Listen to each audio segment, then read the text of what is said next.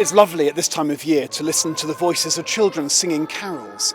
And that service, which was held at Burnley Football Club, reminded me of an incident that happened to us recently in Bethlehem.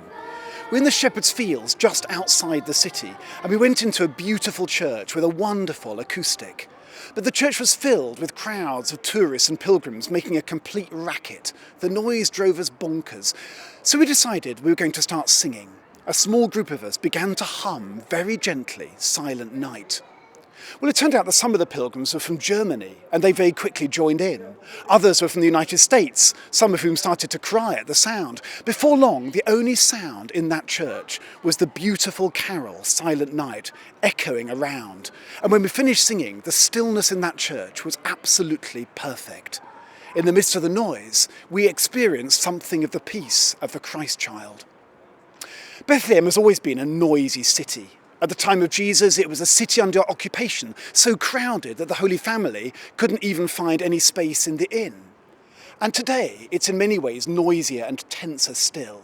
As you come into Bethlehem, you have to cross through a horrible security wall with armed troops patrolling up and down. Once inside, it's an angry city, a city under occupation, where poverty and political discord are apparent everywhere. And yet it was over that noisy city that the angels came to sing their song of peace. Because in Bethlehem, God's Son was born. In Bethlehem, the Prince of Peace came to earth.